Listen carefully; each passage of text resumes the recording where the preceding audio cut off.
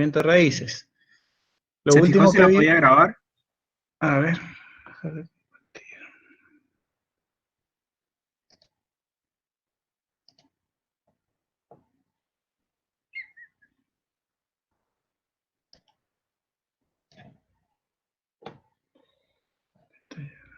Ahí me fijo.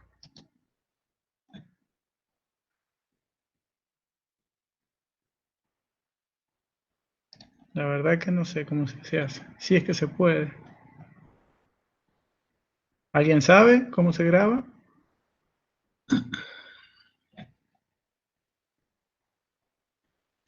No, profe, no, a mí no me aparece la opción, no sé si a usted le aparecerá o no. Tampoco aparece. Bueno, no importa. Bueno, continuemos. ¿Dónde está?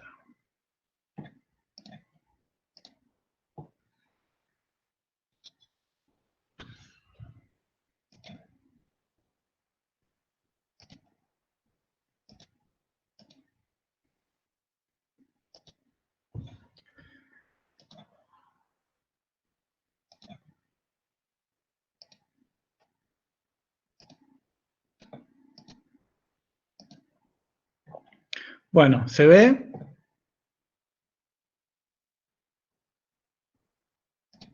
Sí, profe. Sí, Bueno, profe. perfecto. Bueno, otro factor que influye en el crecimiento de raíces es el equilibrio entre los elementos, los macronutrientes, como es el caso del nitrógeno y el fósforo. Una equilibrada concentración de estos elementos es importante para estimular el crecimiento de raíces. En los momentos de crecimiento radical en el ciclo de cultivo, se suele aplicar fósforo al suelo en caso de que no haya suficiente reserva en el mismo. La temperatura es otro factor que influye sobre la tasa de crecimiento de raíces. Para cada especie vegetal existe un rango de temperatura donde se produce el crecimiento. Por fuera del mismo, las raíces no van a crecer. Bueno, dentro de este rango, al aumentar la temperatura, aumenta la tasa de crecimiento. Recordemos que la temperatura incide sobre la viscosidad del agua. A menor temperatura, mayor viscosidad, y eso significa que hay mayor resistencia a fluir, y eso disminuye el crecimiento. Bueno, es muy importante que las raíces exploren un gran volumen de suelo, como lo hemos hablado recientemente, porque aumenta la capacidad de absorber agua y nutrientes de la rizósfera, produciendo un mayor agotamiento de la disponibilidad hídrica. De esta forma, un cultivo puede responder con rapidez a las demandas evapotranspiratorias pico. En cultivos con raíces pobremente desarrolladas, los síntomas de marchitamiento aparecen prematuramente. También es importante un sistema radical amplio porque ante, por ejemplo, un problema que no se pueda regar, puede ser el caso de que bajó creciente y tapó un canal y va a demorar varios días en limpiarse, o se rompió una bomba de riego por goteo. En esos casos, al tener una mayor expansión radical, el cultivo tiene más posibilidades de extraer agua y nutrientes hasta que se solucione el problema de riego. Es decir, va a sufrir menos el estrés. Bueno, además, un amplio sistema radical permite un anclaje adecuado que asegure mantener la planta en pie ante la ocurrencia de fuertes vientos. Esto es muy importante en zonas ventosas para cultivos perennes. Bueno, acá lo que se demuestra en este esquema es el balance hídrico del suelo, donde tenemos aportes o ganancias al suelo, como lo son las precipitaciones efectivas, el riego, el escurrimiento superficial y subsuperficial pueden ser aportes, y las salidas, y el ascenso capilar. Las salidas también puede ser pérdidas por escurrimiento superficial y subsuperficial, la transpiración de la planta, la evaporación desde el suelo, y la percolación profunda. Bueno, vamos a ver en detalle qué es cada cosa. En esta ecuación es del balance hídrico. Tenemos que la humedad del suelo final es igual a la humedad inicial para un periodo considerado, más las ganancias que tenemos precipitación efectiva y ascenso capilar, menos las pérdidas por percolación profunda y evapotranspiración, Y más o menos, dice acá, dependiendo de la situación, escurrimiento superficial y subsuperficial.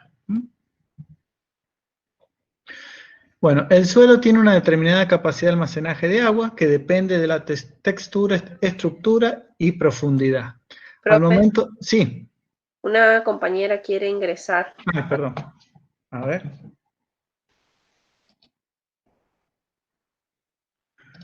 Ahí está. Gracias.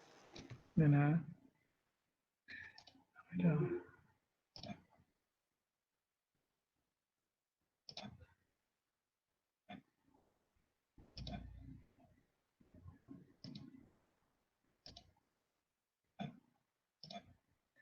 Y ahora, ¿se ve la presentación o no? No, profe. Bueno. No, profe.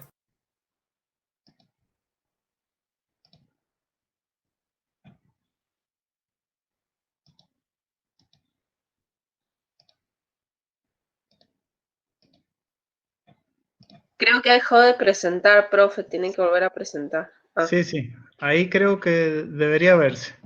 Sí, ahí se ve. Perfecto. Bueno, entonces vamos a tener tres situaciones. Si la humedad final es mayor a la humedad inicial, quiere decir que se produjo almacenamiento de agua en el suelo, porque las entradas superaron a las pérdidas. Y en esa situación no hay que regar. Porque fíjense que en la ecuación de balance tenemos acá la evapotranspiración del cultivo. Entonces, ¿qué es una pérdida? En segundo caso, si la humedad final es igual a la humedad inicial, no se produjo ni déficit ni exceso. Y entonces tampoco hay que regar. Por último, si la humedad final es menor que la humedad inicial, hay déficit de agua y ese déficit se debe reponer con el riego. Sería el caso de que sí hay que regar.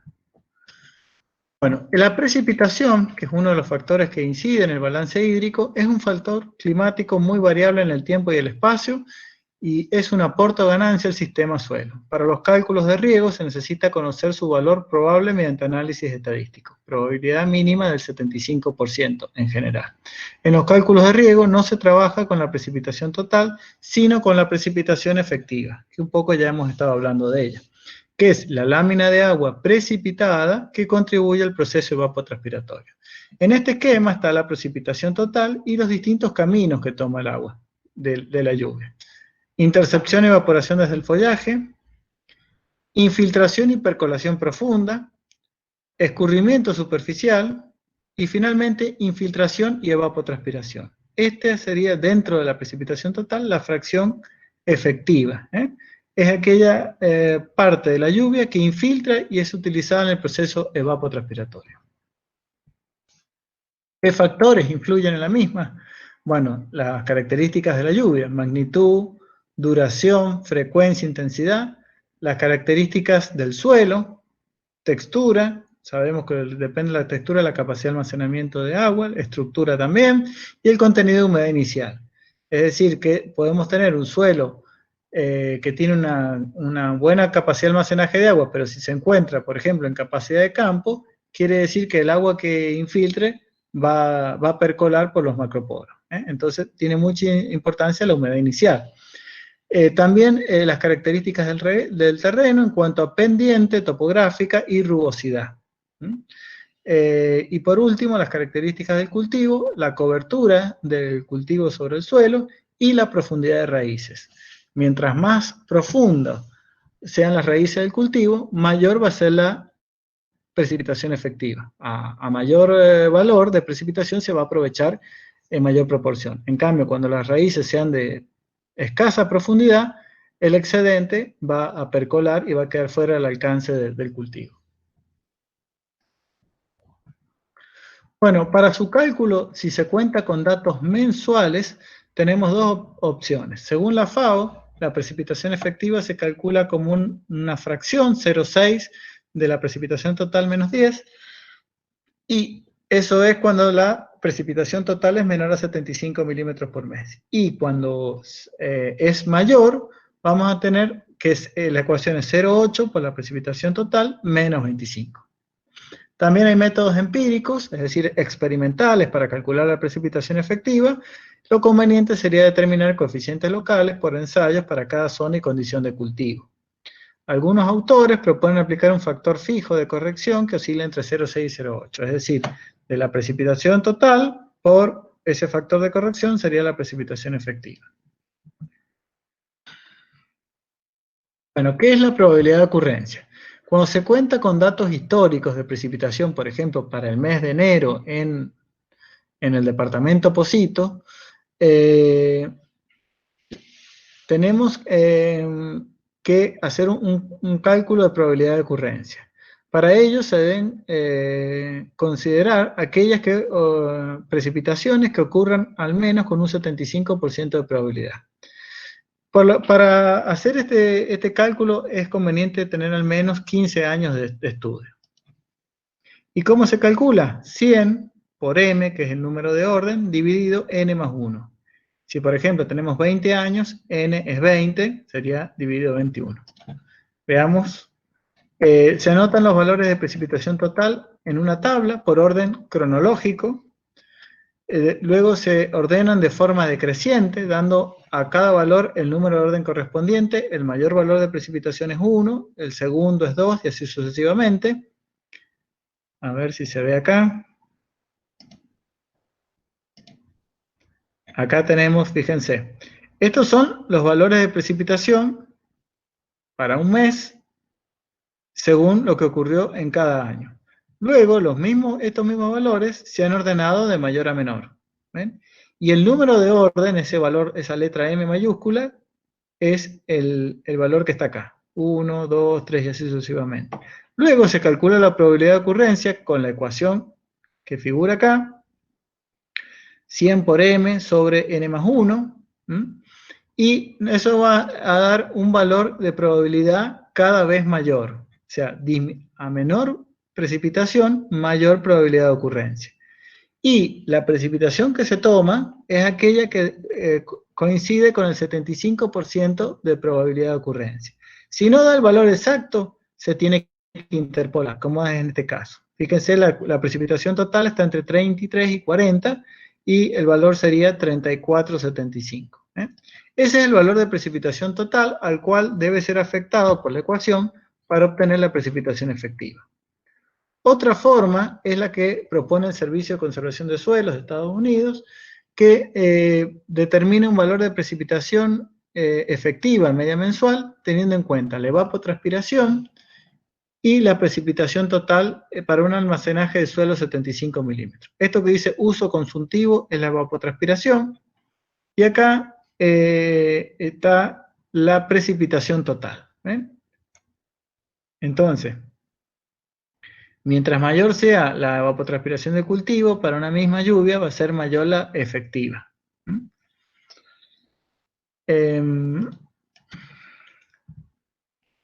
Si el almacenaje de agua en el suelo es distinto a 75, se aplica un factor de corrección, que es menor a 1 cuando el almacenaje es menor.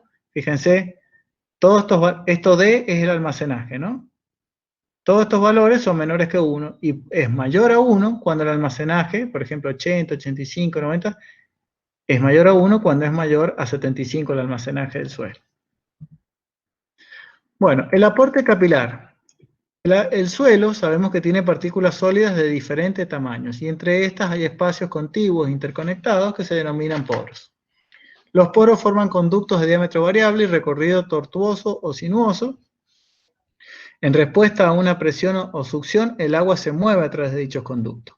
El aporte capilar es el ascenso de agua por dichos conductos desde una capa freática próxima hacia la rizósfera. Esto puede impactar positiva o negativamente en el cultivo. ¿Cuándo es positivo? Cuando contribuye a la demanda evapotranspiratoria del cultivo, en el caso de que el agua de la capa freática sea de baja salinidad, como se les dice en la jerga, sea una freática dulce. Y puede impactar negativamente cuando disminuye la aireación y afecta la nutrición. También, si el agua freática es salina, aumenta la salinidad de los estratos superiores, lo que hablamos de la salinización secundaria.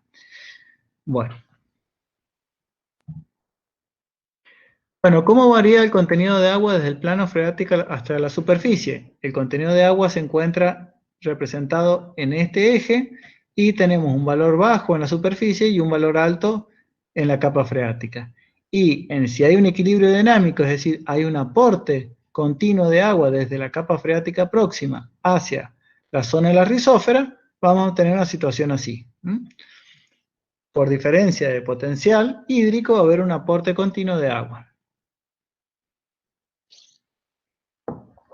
Si el equilibrio es dinámico, la tasa de aporte desde el plano freático va a ser igual a la tasa de evapotranspiración del cultivo. Este gráfico ya lo vimos anteriormente cuando estuvimos viendo las diferencias de potencial, así que no vamos a repetir. Y acá en este otro gráfico lo que se intenta mostrar es la tasa de movimiento ascendente, es decir, el aporte capilar expresado en milímetros por día, para diferentes condiciones, texturas de suelo y para diferentes profundidades de la capa freática. Entonces, lo que está representado en la línea verde discontinua es el aporte entre 4 y 6 milímetros por día para la mayoría de los suelos cuando la profundidad de la capa freática es 50 centímetros o menor, es decir, el agua está muy cerca. Esto solo sería aplicable para un cultivo herbáceo anual de escasa profundidad radical, ¿no? Esto no sería posible para un cultivo perenne. Bueno, y por otro lado, acá vemos que está marcado en rojo que el aporte o la tasa de movimiento, fíjense cómo para un mismo suelo, en la medida que la capa freática esté más cercana a la rizósfera, va a ser mayor el aporte. Entonces, el aporte capilar puede ser significativo cuando la capa freática está cercana a la rizósfera. Bueno, es lo que les digo acá en rojo, es lo de que ver las dos profundidades, el mayor aporte, en la medida que está más cerca de la rizósfera, y en verde es lo que vimos que las tasas, cuando estamos en 50 centímetros por debajo de la rizósfera, las tasas en la mayoría de los suelos son entre 4 y 6 milímetros por día. Bueno, el ascenso capilar depende del diámetro digamos, del tubo, que esto está simplificado, en realidad no tiene esta forma en el suelo, pero a menor diámetro del conducto, mayor es el ascenso capilar. Bueno, como dice acá en rojo, la altura de ascenso es inversamente proporcional alrededor del tubo. El ascenso depende de las fuerzas de adhesión entre las interfaces sólido-líquido, o sea, suelo-agua, y de cohesión agua-agua, en la interfase líquido-aire. El ascenso se detiene cuando la fuerza ascendente, que depende de la tensión superficial del agua, está en equilibrio con la fuerza descendente determinada por el peso del agua. Bueno, las fuerzas de adhesión y cohesión producen la presión capilar de signo negativo, denominada succión capilar, la cual es inversamente proporcional al radio del tubo, según la ley de Laplace. Primero se vacían los poros de mayor tamaño y se requieren succiones crecientes para vaciar los poros restantes del mayor al menor. Bueno, ¿qué es la percolación profunda? Se trata del agua que infiltró, atravesó el perfil de suelo, quedando ubicado por debajo de la rizósfera, fuera del alcance de las raíces del cultivo. Es una pérdida de agua desde el punto de vista del balance hídrico del suelo, pero puede ser necesaria, de hecho es necesaria, para mantener un equilibrio salino en la rizósfera. Es lo que nosotros hablábamos, necesidad de lavado o requerimiento de lixiviación. Depende de varios factores, como la humedad del suelo previa, la calidad del espacio poroso, es decir, en un suelo arenoso, la percolación va a ser mayor. Si el suelo está seco, va a haber menos percolación que si el suelo está húmedo. Depende de la tasa de infiltración, de la capacidad de almacenaje del suelo. Suelos de mayor capacidad de almacenaje, obviamente van a tener menos percolación profunda, de la estratificación en el perfil de suelo y de la profundidad de las raíces del cultivo. Si nosotros tenemos un cultivo de escasa exploración radical, supongamos por ejemplo una lechuga, que puede tener una cebolla, que puede tener supongamos 30, 40 centímetros de exploración, y versus un frutal que puede estar en 1 metro. Bueno, la percolación profunda va a ser, si aplicamos la misma lámina, va a ser mayor en la especie hortícola respecto a la especie perenne, porque todo lo que infiltró por debajo de esos 30 centímetros va a ser considerado una pérdida desde el punto de vista del balance hídrico del suelo. Bueno, me gustaría que este esquema tan simplificado es el patrón de infiltración. Gráficamente, ¿qué significa? Que el agua ingresa por la cabecera y en la medida que va avanzando, va infiltrando, porque el suelo tiene poros, es decir, no es que el agua llega y recién infiltra, ¿eh? Por eso la infiltración, el patrón de infiltración tiene esta forma: mayor infiltración en cabecera y menor infiltración en el pie. Lo representado en el rectángulo es lo que se quiere infiltrar, es la profundidad del suelo a mojar. Y lo representado en rojo es lo que se infiltra además. Este sería un riego bien logrado, porque las pérdidas son mínimas en el pie y son inevitables en la cabecera.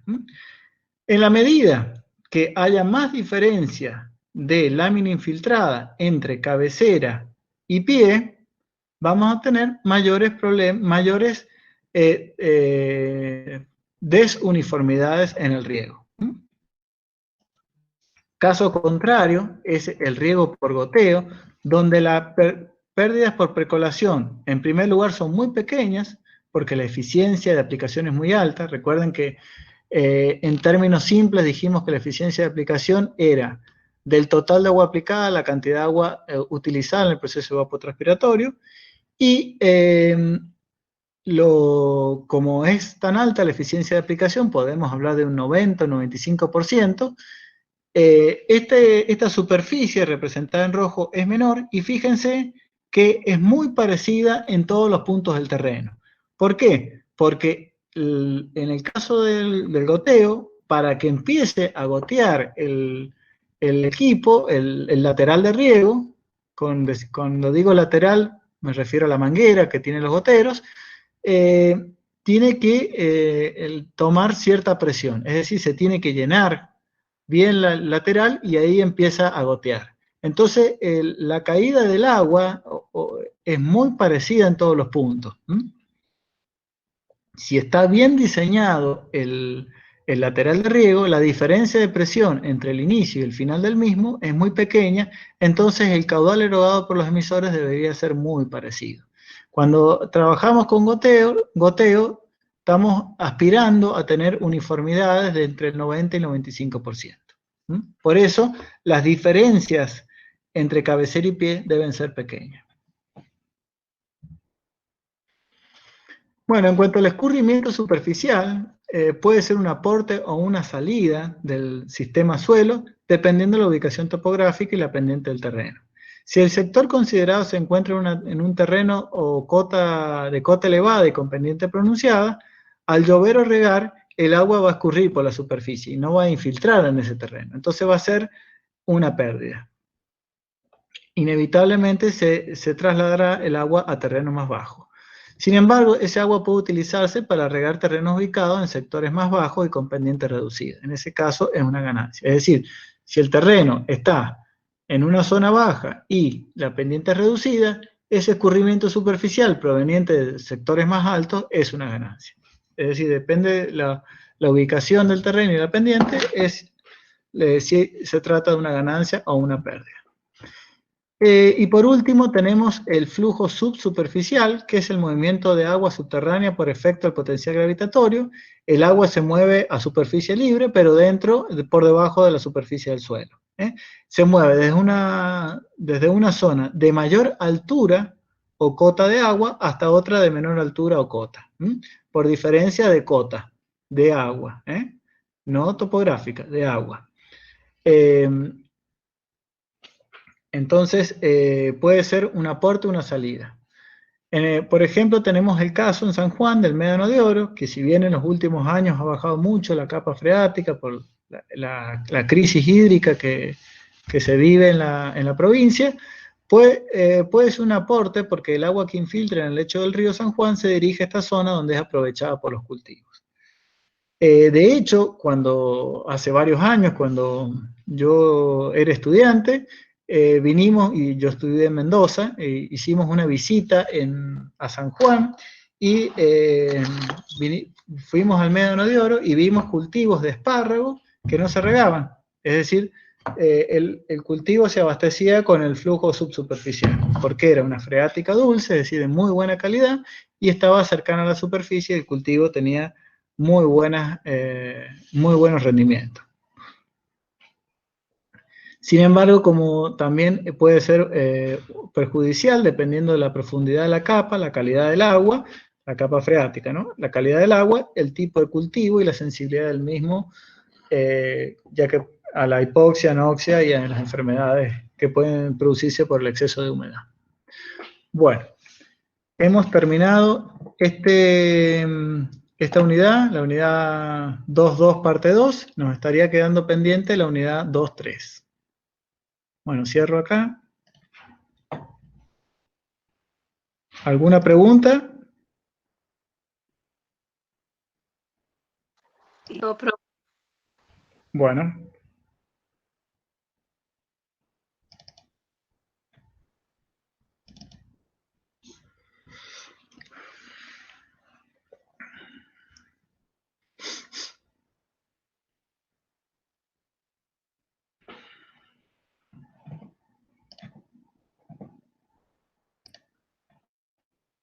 A ver.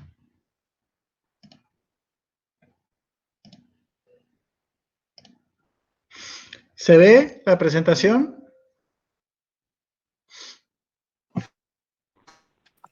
Sí, profe. Sí, ¿Se profe. ve? Perfecto. Bueno, estamos en la unidad 2.3, la tercera parte. Acá habla de la evapotranspiración, cálculos y mediciones.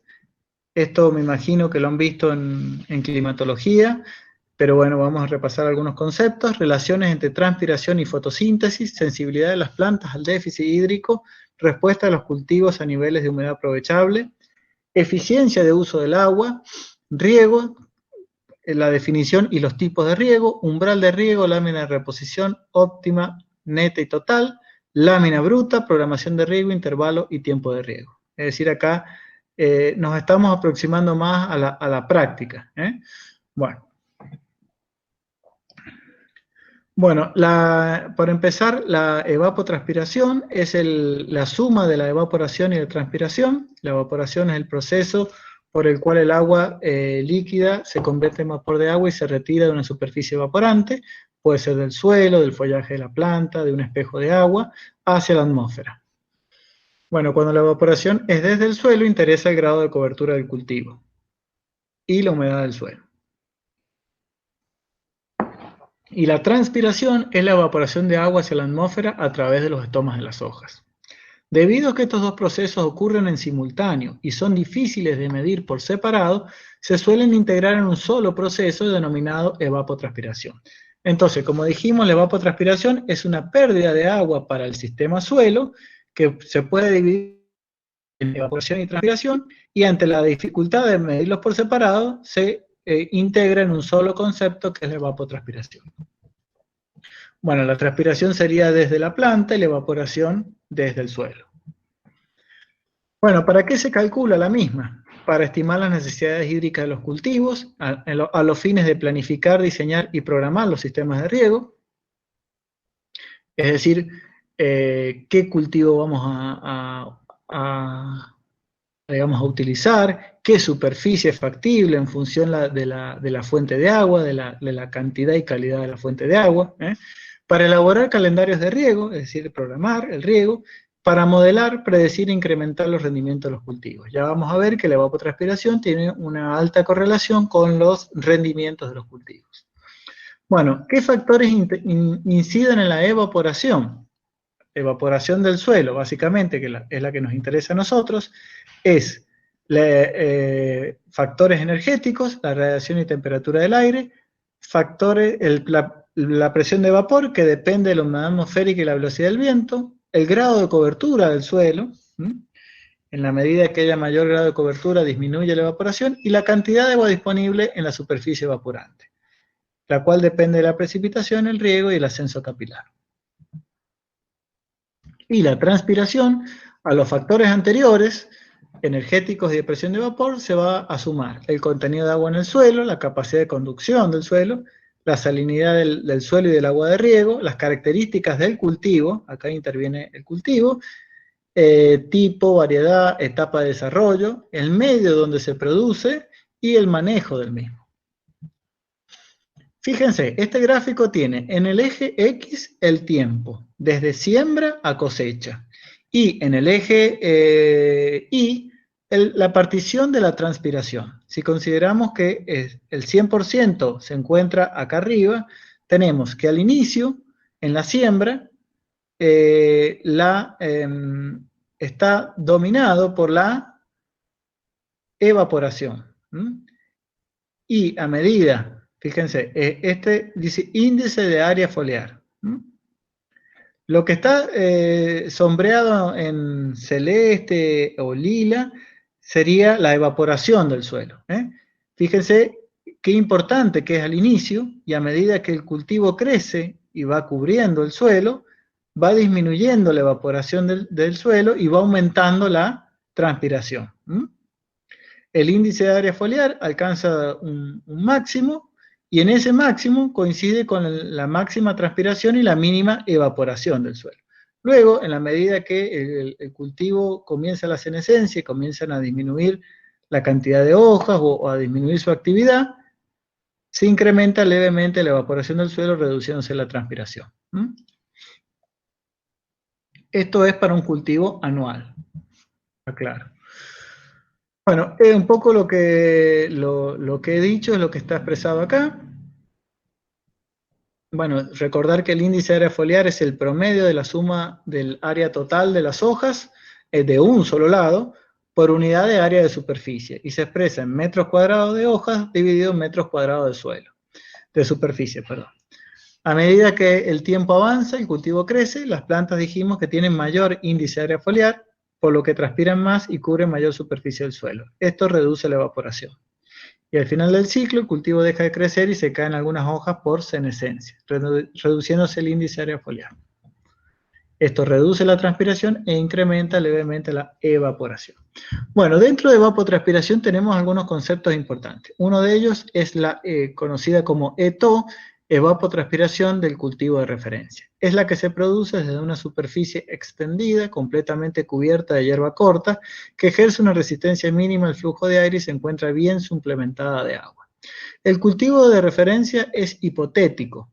Se trata de un cultivo de pasto que presenta una resistencia superficial de 70 segundos por metro, homogénea y estacionaria al flujo de vapor de agua.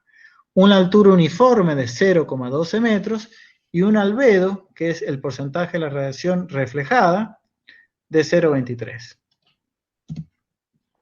Dicho cultivo debe estar en óptimas condiciones hídricas porque tiene que crecer activamente y cubrir completamente la superficie del suelo. La evapotranspiración del cultivo de referencia solo depende de las condiciones climáticas. Esto es muy importante. No es afectada por el tipo de suelo, tipo de desarrollo de cultivo, ni por las prácticas de manejo. Entonces, como dice acá, la evapotranspiración, la ETO, representa exclusivamente el poder evaporante de la atmósfera en una localidad y época del año específica. Generalmente la ETO se expresa en unidades de longitud sobre tiempo, comúnmente en milímetros por día. Y acá tenemos el ejemplo para distintas regiones, trópicos, subtrópicos, regiones templadas, y dependiendo de la temperatura. Entonces, nosotros nos deberíamos ubicar en la última fila, que nos estamos ubicados en una región árida, y dependiendo de la temperatura, la ETO está entre 1 y 3, 4 y 7 y 6 y 9. Y más también, ¿no? Porque acá dice temperatura caliente más de 30 grados, y nosotros sabemos que en las condiciones estivales podemos superar los 40 grados en muchas ocasiones. Bueno, ¿cómo se determina la ETO? La forma directa y más exacta es a través de un lisímetro, o también llamado evapotranspirómetro. Y la forma estimada es con un tanque de evaporación y datos meteorológicos.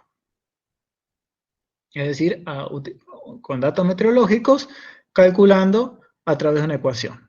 Bueno, el lisímetro, ¿qué es? Es un recipiente que contiene una masa de suelo ubicado de manera a representar las condiciones de campo, que expone una superficie desnuda o cubierta con vegetación, ya sea cultivos o hierba, depende de lo que se quiera determinar, y se determina la ETO o la ETC. La ETC es la evapotranspiración del cultivo, o la evaporación del suelo desnudo mediante un completo aislamiento hidrológico. Quiere decir que está controlado lo que ingresa y lo que sale de agua de ese controlado y medido.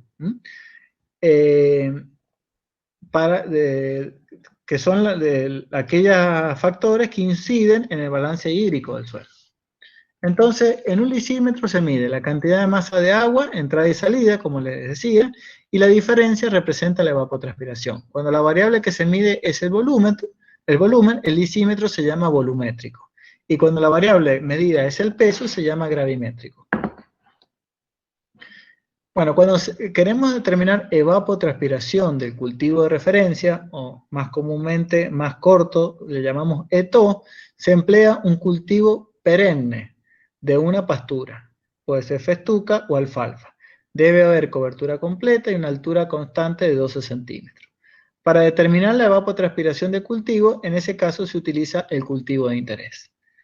Bueno, existe toda una requisitoria para instalar lisímetros. Es decir, el lisímetro se debe instalar dentro de un cultivo. En el caso, por ejemplo, queramos de conocer la evapotranspiración del cultivo de tomate para industria, deberá estar dentro de un cultivo lo suficientemente grande para que represente las condiciones habituales. Es decir, no podemos tener un recuadro de 2x2 con tomate y el resto que sea un suelo desnudo. Es decir, tiene que estar dentro de un cultivo. Bueno, en ambos casos, ya sea ETO o ETC, se debe mantener el cultivo en óptimas condiciones hídricas. El suelo, como hemos dicho, en la mayoría de las situaciones, el óptimo es capacidad de campo, también las condiciones nutricionales y sanitarias, para que pueda expresar su máximo crecimiento y desarrollo. Las mediciones con lisímetro deben ser repetidas por varios años para obtener datos representativos del lugar. Imagínense que justo es un año atípico en el cual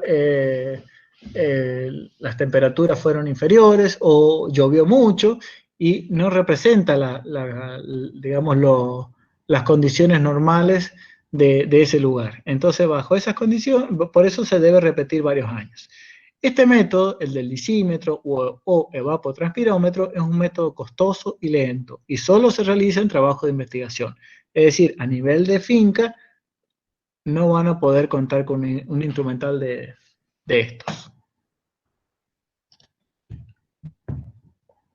Bueno, acá está representado un lisímetro volumétrico. Fíjense que en este caso el agua es colectada con una bomba y se mide con el volumen percolado, digamos, y la diferencia entre lo que se aplicó y lo que percoló es lo que evapotranspiró.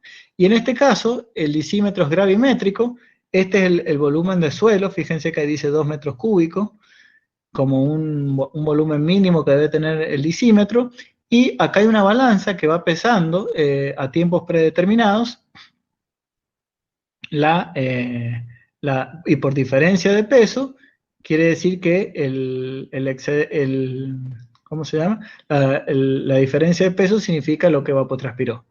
Y probablemente, no sé si está acá, no sé si me parece que no, pero también hay una zona en la cual se colecta si hay pérdidas por percolación profunda. Bueno, esto que se ve acá es un lisímetro volumétrico de drenaje. No sé si logran ver, pero estos caños, fíjense, es una parrilla, es como una espina de pescado, en el cual estos caños celestes o estos caños grises están perforados. Fíjense que es un gran recipiente impermeabilizado en hormigón, en el cual el caño central es el que colecta el agua y traslada hacia una zona de inspección que está topográficamente más baja, y ahí, fíjense, generalmente se hace todos los días, se extrae el exceso de agua y se mide. Entonces, se calcula lo que se aplicó menos lo que percoló, y por diferencia es lo que evapotranspiró. Bueno, acá está explicado lo que les acabo de decir. En el caso del lisímetro gravimétrico, se instala una balanza en la base del lisímetro que pesa periódicamente la masa del suelo. La diferencia de peso entre dos mediciones representa la evapotranspiración. ETO o ETC, el costo de instalación del lisímetro gravimétrico es superior al de un volumétrico, es más exacto y se puede incrementar la frecuencia de medición, lo que permite estudios más detallados de la dinámica de agua en el sistema suelo-planta-atmósfera. En el INTA de Mendoza hay un lisímetro gravimétrico en un viñedo. En el INTA San Juan hubo durante varios años un lisímetro volumétrico de drenaje en un viñedo de Syrah, en el cual se determinaron las necesidades hídricas del cultivo. Bueno, también se puede estimar la evapotranspiración. Dijimos, una era de forma directa, otra es con el tanque de evaporación. El más utilizado es el tipo A, proporciona una medida del efecto integrado de la temperatura, radiación solar, velocidad de viento y humedad relativa sobre el proceso evaporativo de una superficie abierta de agua. Fíjense, la evapotranspiración del cultivo de referencia es igual a EPAN, también se simboliza E sub C sub O, EO, por Kp, coeficiente de tanque. Este P viene de PAN, que es tanque en inglés. Bueno, esto está expresado en milímetros, milímetros por día generalmente, o milímetros, y esto es adimensional, el coeficiente. Este coeficiente de tanque se puede determinar experimentalmente, esa es la situación ideal, pero también existen tablas que establecen el valor en función de justamente la velocidad del viento, la humedad relativa y la ubicación de la bandeja o tanque de evaporación en relación a la cobertura del suelo. Entonces, a ver, bueno, fíjense, es un tanque que tiene 1,2 metros de diámetro, el material generalmente es chapa galvanizada, tiene una profundidad de 0,25 metros, se mantiene el nivel de agua hasta 5 o 7 centímetros del borde, se rellena cuando se desciende 2 a 3 centímetros, y eso se debe enrasar, se complementa con un pluviómetro, porque si llueve, la medición acá, la evaporación va a ser menor, entonces hay que descontarle el aporte por precipitación, y está cercado para evitar el acceso a animales, y debe estar despegado 10 centímetros del suelo. Este tanque de evaporación está situado en la estación experimental del INTA San Juan. Bueno, las mediciones se hacen diariamente, entre las 8 y las 9 de la mañana. Puede tener un soporte con regla graduada y un sistema de flotador, y eso genera que el agua, la lectura se haga automáticamente. Se debe comprobar el estado del agua limpia sin algas de hoja. Este color no es bueno, es decir, acá puede haber errores en la medición. Esto se debería haber lavado y el agua estar limpia. Bueno, el grado de turbidez del agua, el deterioro del material, falta de pintura y el no respetar las normas de instalación y manejo que vimos en la diapositiva anterior son factores que influyen sobre el valor de evaporación del tanque.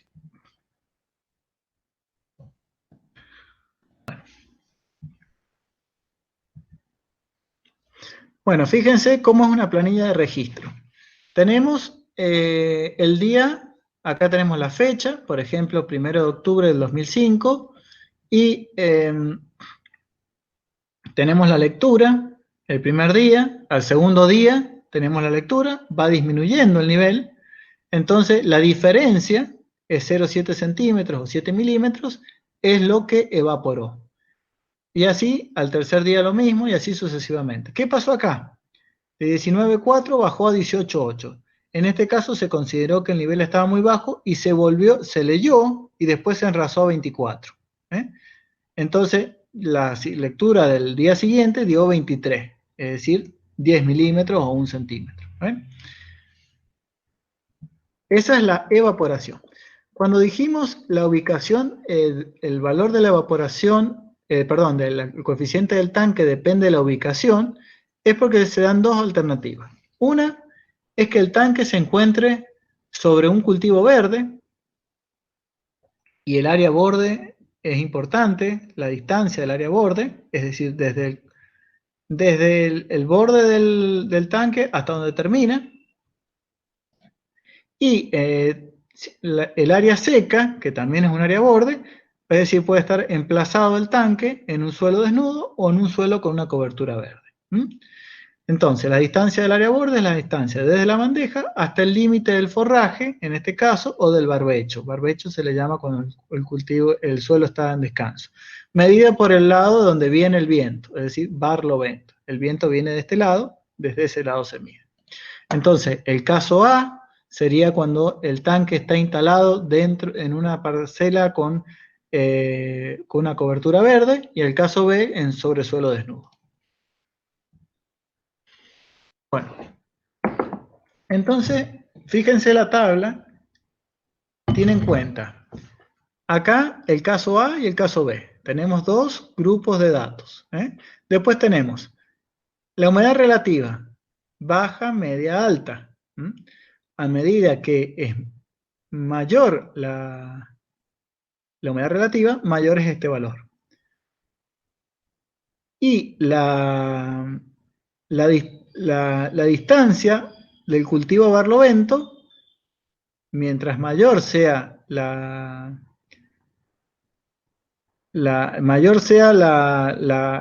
superficie o la superficie que tiene la cobertura verde, cambia su valor. Igual, mientras mayor sea la superficie seca, cambia su valor.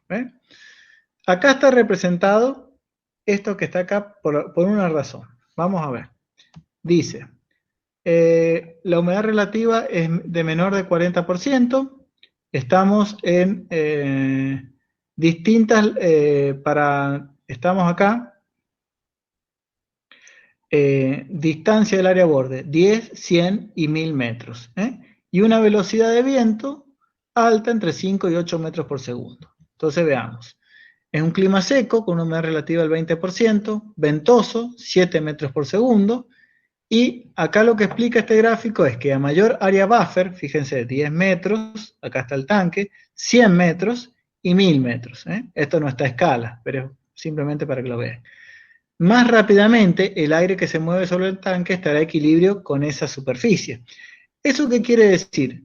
Que la evaporación es mayor acá, es intermedia acá y es menor acá.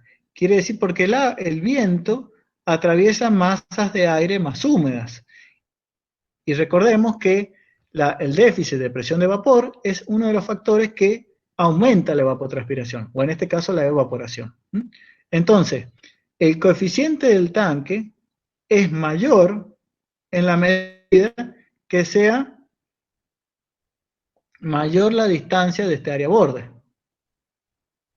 Fíjense, porque en todos los casos la evapotranspiración, la ETO, tiene que ser igual. ¿Me explico? ¿Lo ven?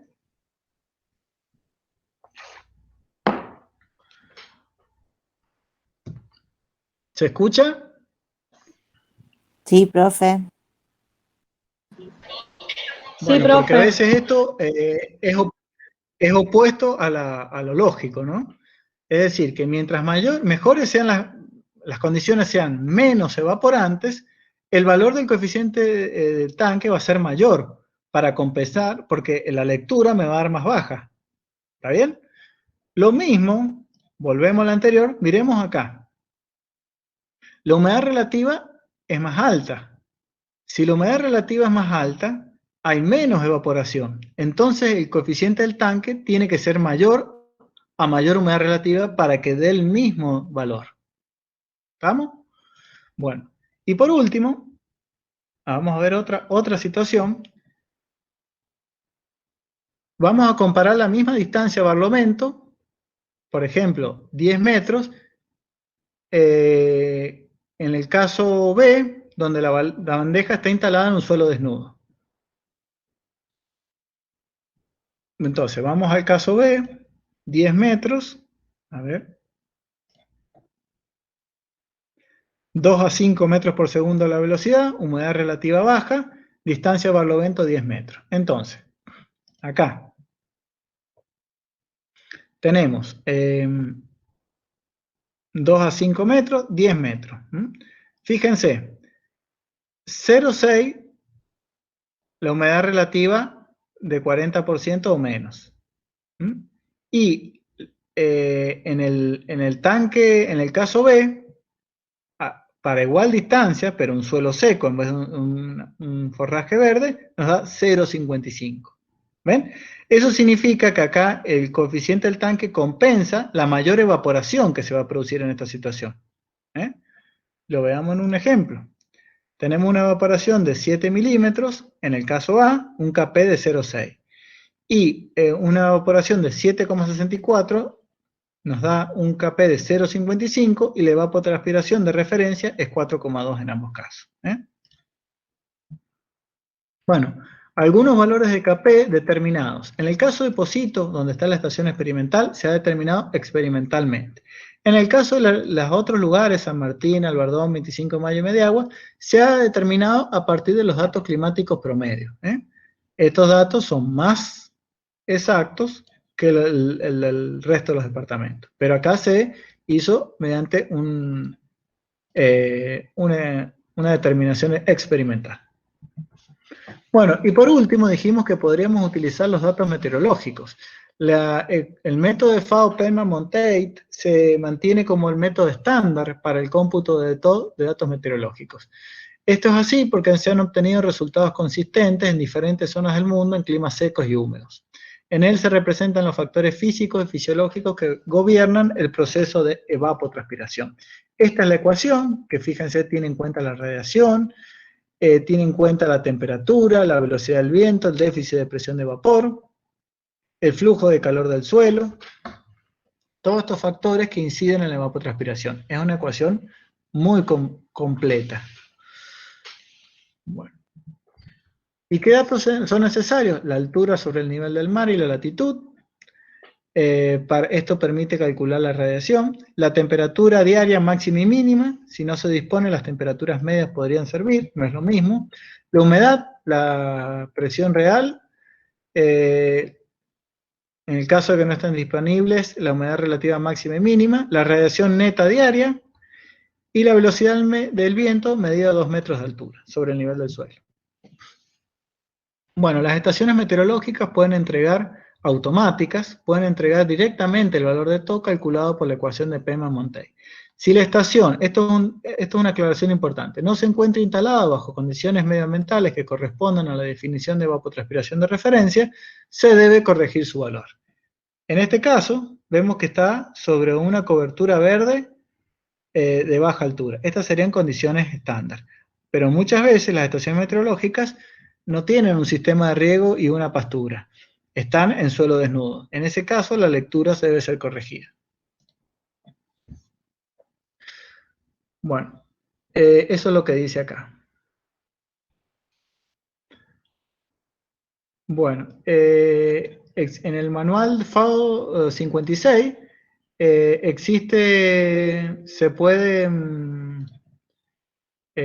está la forma de corregir la evapotranspiración si las condiciones no son estándar de instalación. Bueno, ven ahí tengo un panel solar, una temperatura del aire y de humedad, sensor de humedad relativa, la velocidad del viento, a dos alturas, un radiómetro y un data logger para colectar los datos. Bueno, la evapotranspiración de cultivo.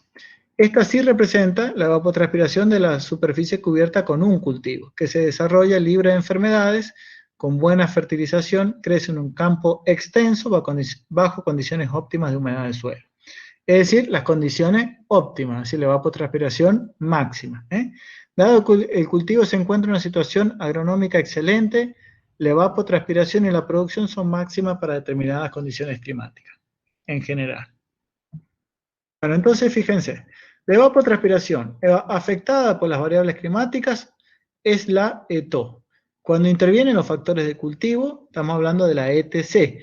Y a su vez, cuando intervienen factores de manejo y condiciones ambientales que generan que las condiciones no sean óptimas, vamos a hablar de evapotranspiración del cultivo ajustada. Bueno, esto es lo mismo. Acá es el cultivo de referencia. Acá es la ETO por el coeficiente de cultivo en cada caso, y acá por el coeficiente de cultivo por un coeficiente de estrés, ese caso S.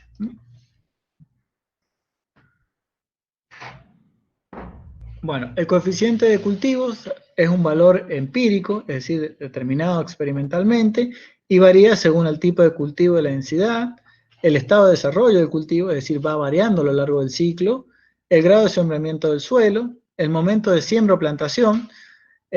Ustedes quizás ya lo han visto en alguna materia, que para cada cultivo hay un momento óptimo de siembra. Cuando nos alejamos de ese momento, el cultivo no va a tener el mismo crecimiento y la misma producción, entonces el coeficiente va a variar, y las condiciones climáticas específicas. El coeficiente de cultivo integra los efectos de las 4 características que diferencian al cultivo en estudio del cultivo de referencia, que son la altura, el albedo, que era de la radiación recibida la que reflejaba, la evaporación de agua del suelo, y la resistencia del cultivo a la transferencia de vapor de agua, que va a ser distinta a la del cultivo de referencia. Bueno, dijimos que el KC es influenciado por el tipo de cultivo a través de estos factores: altura, albedo, propiedades aerodinámicas y características de las estomas y hojas de las plantas. Bueno, cuando el KC es mayor a 1, fíjense, acá está el pasto, que el cultivo de referencia, un KC de 1. Cuando es mayor a 1, se debe a cultivos de mayor altura y rugosidad de la superficie y menor espaciamiento de plantas. Esto genera que haya mayor evaporación desde el suelo. Y cuando son menor a 1, el caso de cultivos con estomas del lado inferior, que eso los protege del estrés hídrico, y cultivos más densamente plantados. O sea, la evaporación del suelo es muy baja.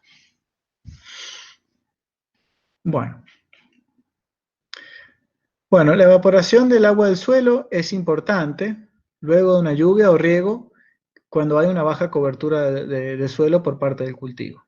En caso de cultivos de cobertura completa, las diferencias de transpiración entre el cultivo de interés y el cultivo de referencia están reflejadas.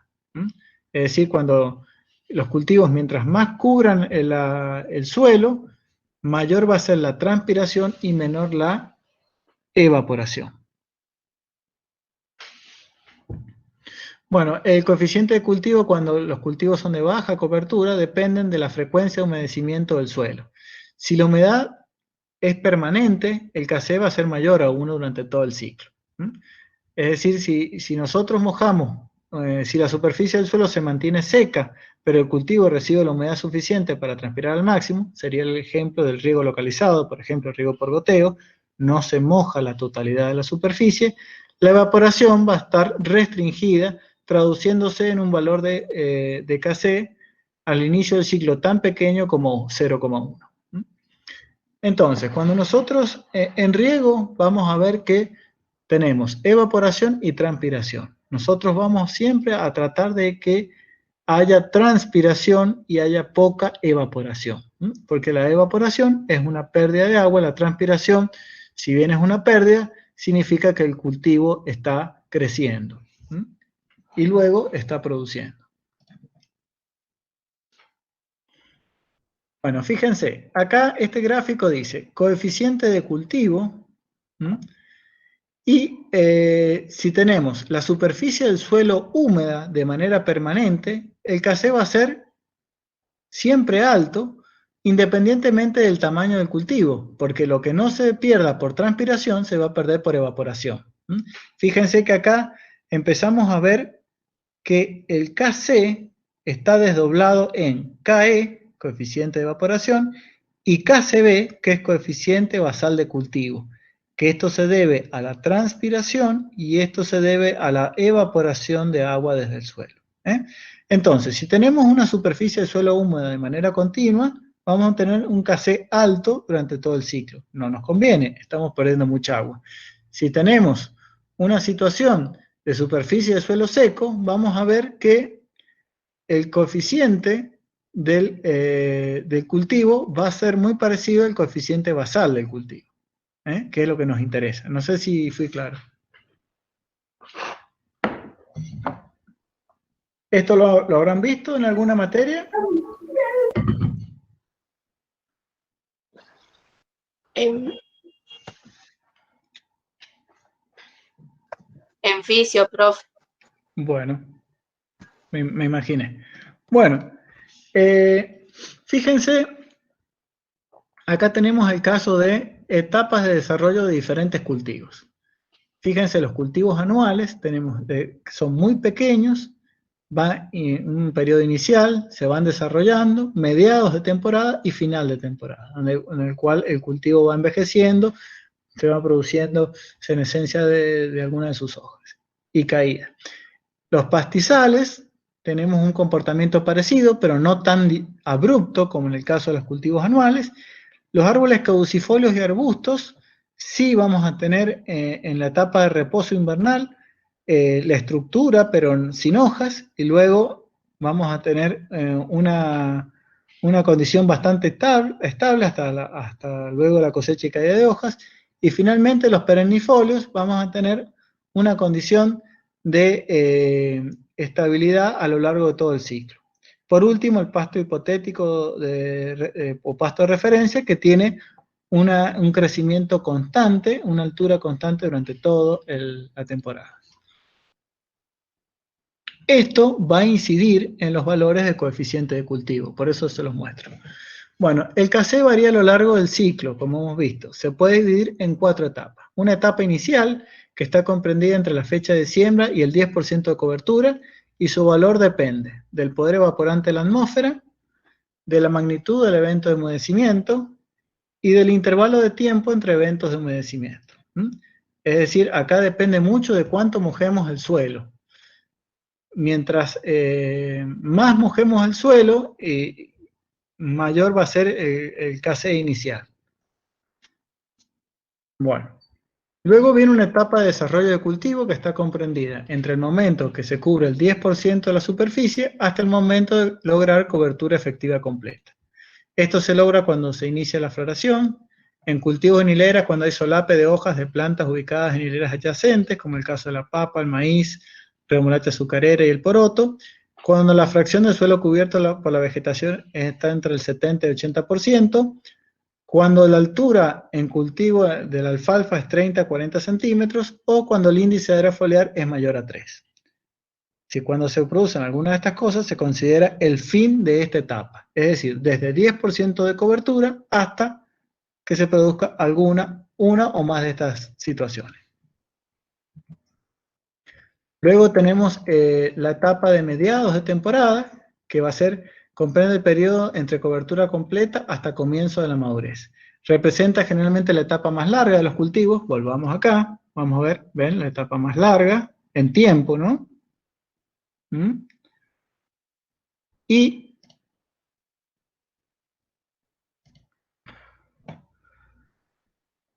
de los cultivos permanentes y para una gran variedad de cultivos anuales. Es relativamente corta en cultivos hortícolas que son cosechados en fresco para aprovechar su vegetación verde. Por ejemplo, lechuga, acelga, todas las que son verduras de hoja. El coeficiente de cultivo alcanza su máximo valor en esta etapa y es relativamente constante para la mayoría de los cultivos y prácticas culturales. La madurez se alcanza, porque ahí sería el término de esta etapa, con el amarillamiento, senescencia de hojas, con la caída de las hojas, o con la aparición o el cambio de color en los frutos. Finalmente, el Kc final, etapa de finales de temporada, comprende el periodo entre el comienzo de la madurez hasta el momento de cosecha o la completa senescencia. En climas libres de heladas, los cultivos pueden desarrollarse todo el año. En ese caso, se considera fecha de término la etapa final a la fecha de siembra. Es decir, si están vegetando durante todo el año, en climas libres de heladas, no sería el caso de San Juan, vamos a considerar que terminó el ciclo cuando es la fecha de siembra. Bueno, el valor de Kc al finalizar la etapa final refleja el efecto de las prácticas de cultivo del manejo de agua. Si el cultivo es regado frecuentemente hasta el momento de su cosecha en fresco, el valor de Kc final será alto.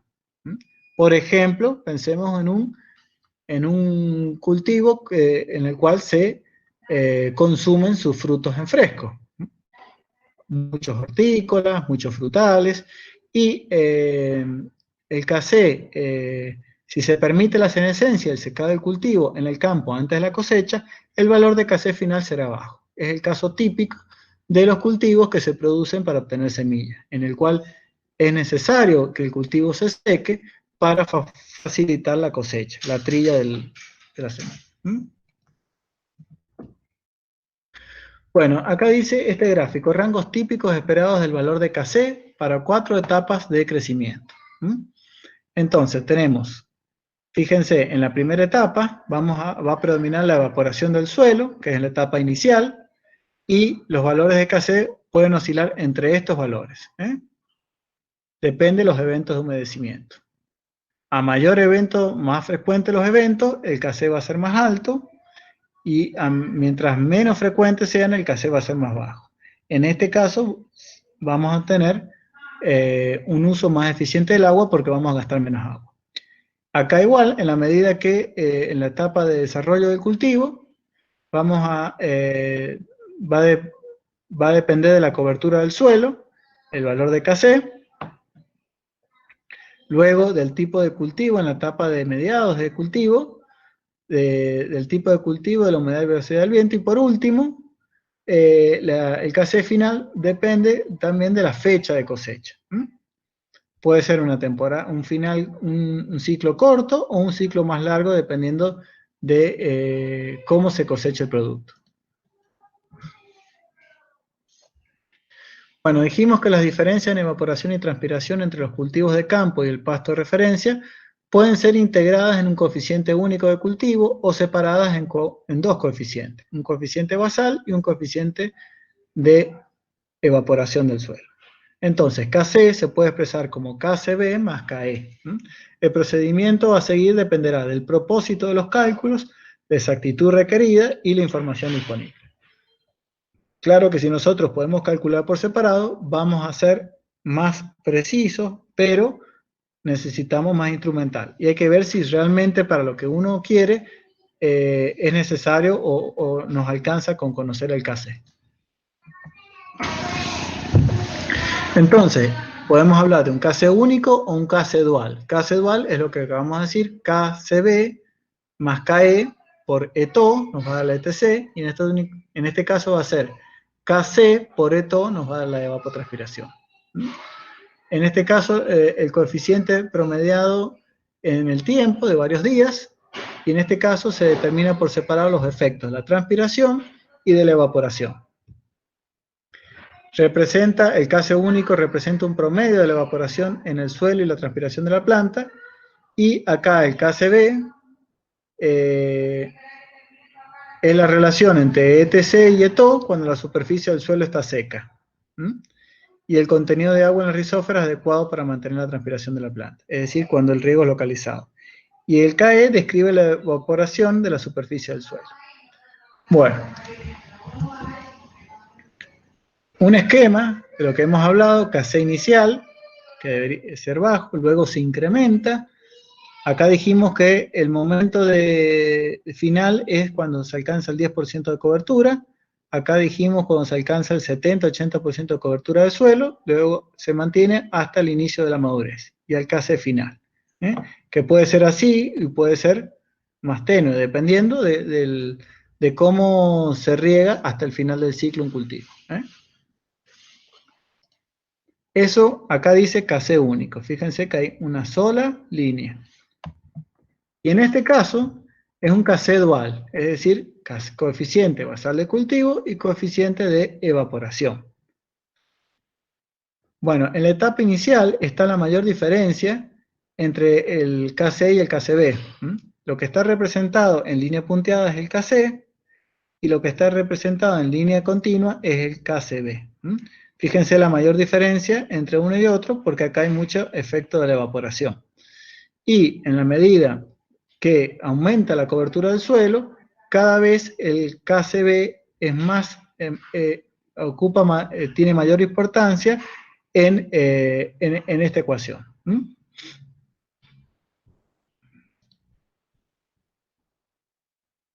Bueno, acá un poco más de está repetida, me parece, ¿verdad? Sí. Bien. Bueno, esto lo vimos anteriormente, cómo influía la transpiración y la evaporación del suelo a lo largo del tiempo. Como dijimos, uno de los factores que incide en el coeficiente del cultivo es la cobertura del suelo. Y este instrumento mide la intercepción lumínica. Un investigador de California, para el cultivo de vid variedad sultanina, determinó el área sombreada, porcentaje de área sombreada, la excelente coeficiente de determinación que obtuvo, en el cual ¿qué ocurre? Tiene por un lado, mide la intercepción lumínica, por otro lado, tenía un lisímetro para medir el coeficiente de cultivo y pudo relacionar. Entonces, si él mide el área sombreada, puede con esta ecuación decir, bueno, si el área sombreada tiene este valor, el coeficiente de cultivo es tanto. Entonces, este modelo le permitió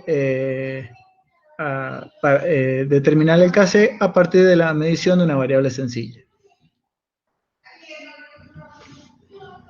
Es lo que dice acá. Bueno, la situación ideal es contar con datos locales de coeficiente de cultivo para cada cultivo. Una manera es determinarlo con el empleo de lisímetros, pero como dije, esto lo pueden realizar institutos de investigación, como puede ser el INTA, las universidades.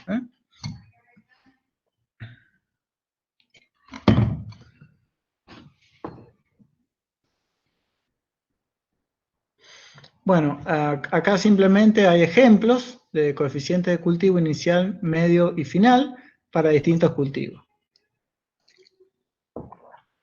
Estos son valores de referencia, no quiere decir que sean los más adecuados para nuestras condiciones. Lo ideal, como dije, es determinarlo para cada zona de cultivo. Bueno, además del KC, hay un coeficiente de estrés hídrico. Este es un factor adimensional que reduce la transpiración. No influye sobre la evaporación, sobre la transpiración. Por eso, si nosotros tenemos un KC único, vamos a multiplicar el KC por el K sub S, que es un valor menor a 1. Y esto se debe a cuando hay limitaciones en la disponibilidad de agua en el suelo.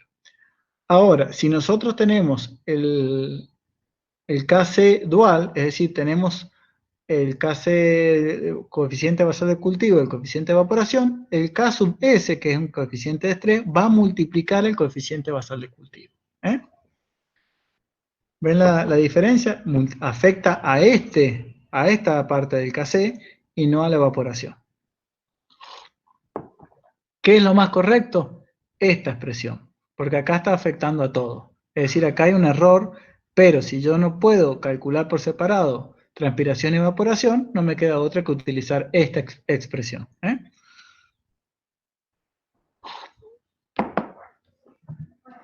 Bueno, fíjense esta situación.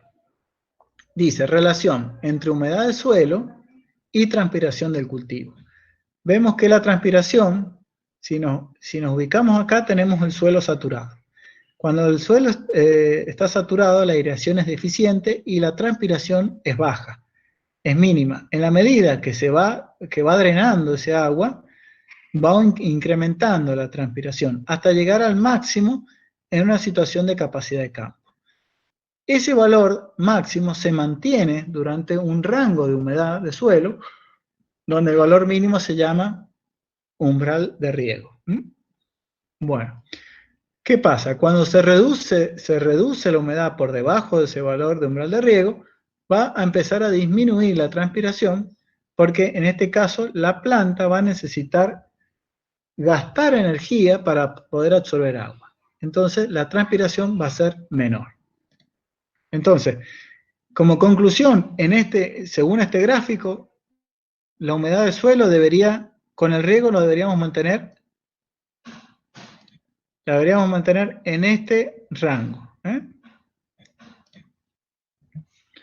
Bueno, para comprender la importancia de esto, primero vamos a definir algunos conceptos, que ya un poco lo hemos dicho. Agua disponible total.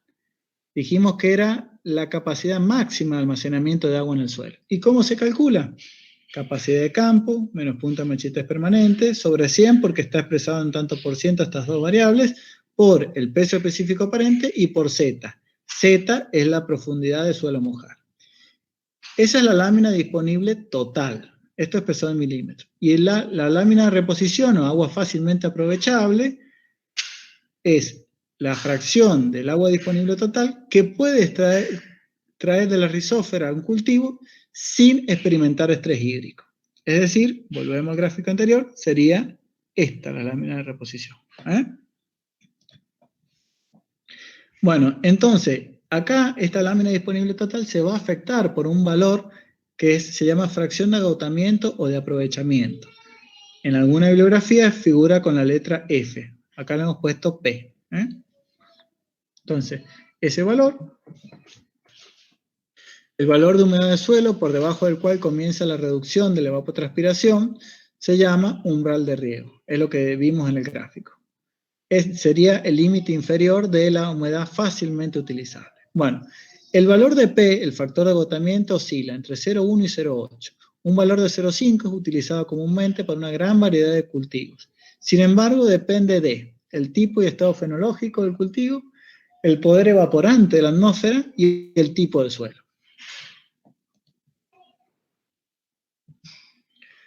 Fíjense, mientras la humedad se encuentre entre capacidad de campo y umbral de riego, acá dice humedad fácilmente disponible o utilizable o aprovechable, el valor de K sub S, el coeficiente de estrés, va a ser 1.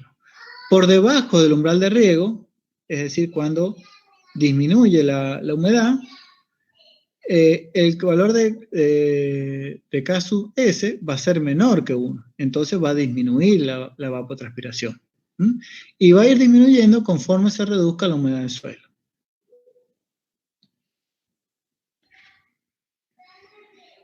Acá lo quiero que vean que está al revés, como que la humedad máxima está acá, en capacidad de campo, umbral de riego y punto de machetes permanente. ¿Lo ven ahí? ¿Ven? Bueno, ¿cómo influye el tipo de suelo? Si el suelo, en el valor de P, ¿no? El suelo es de textura fina, se reduce P un 5 o 10% respecto al valor de referencia. Y si el suelo es de textura gruesa, se aumenta el valor de P en 5 o 10%. Tipo de cultivo. Cultivos de raíces profundas y baja tasa de evapotranspiración, menor a 3 milímetros por día, el valor de P es 0,7. En cultivos de raíces poco profundas y alta tasa, el valor de P es 0,3. ¿Ven? Mientras más sensible es el cultivo, la fracción de aprovechamiento es menor. Eso significa que tengo que regar más seguido y con menos lámina. Para tasas de evapotranspiración de 5 milímetros por día, la FAO elaboró una tabla donde figuran los valores de profundidad radical efectiva y fracción de agotamiento. Veamos. Entonces, profundidad radical efectiva y factor de agotamiento para 5 milímetros por día. Estos son, como les digo, valores de referencia. Si no tengo un valor local, esto me sirve.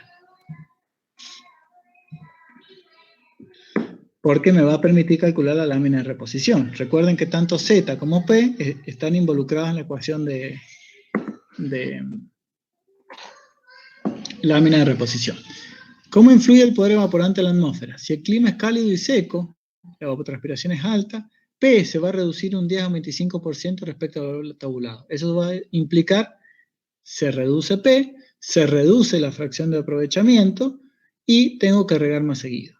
Y si el clima es frío y húmedo, y una evapotranspiración entonces es baja, P se incrementa un 10 a 25%. Esto que estaba expresado en porcentaje se puede calcular. En el caso de que se pueda medir evapotranspiración de cultivo de manera diaria, como sería cuando hay una estación meteorológica, que se lee diariamente, se puede aplicar la siguiente ecuación.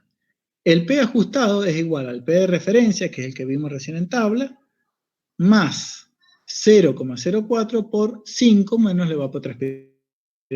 Si este valor, es mayor a 5, nos va a dar negativo y el P ajustado va a ser menor que el P de referencia. Eso va a significar que tengo que regar más seguido, porque las láminas de reposición es más pequeña. Se va a agotar más rápido. El ajuste también se puede hacer gráficamente. Y lo contrario, si esta evapotranspiración es pequeña, es menor a 5, este término me va a dar positivo y me va a dar un P ajustado mayor al de referencia. Y eso me va a permitir regar menos seguido. Fíjense, factor de agotamiento es de 5 milímetros por día para diferentes niveles de evapotranspiración. Acá tenemos el factor de agotamiento y las curvas para, las rectas, perdón, para el factor de agotamiento. Perdón, acá tenemos la evapotranspiración de cultivo y el factor de agotamiento. La línea punteada roja corta las rectas en un valor de 5 milímetros por día. Si se proyecta al eje de ordenadas, el valor de P ajustado coincide con el valor de P de referencia, porque el segundo término se anula. Veamos. Este valor dice 0,4, ¿no? Y si nos vamos hacia la izquierda, proyectamos en el eje Y, es 0,4, porque estamos hablando de 5 milímetros. Ahora, si esta misma curva nos ubicamos acá en 6 milímetros, ¿qué ocurre? El valor de P se hace menor. Y si esta misma curva nos ubicamos en 4 milímetros, el valor de P es mayor. Entonces, esto nos permite calcular el valor de P en función de los milímetros por día evapotranspirado.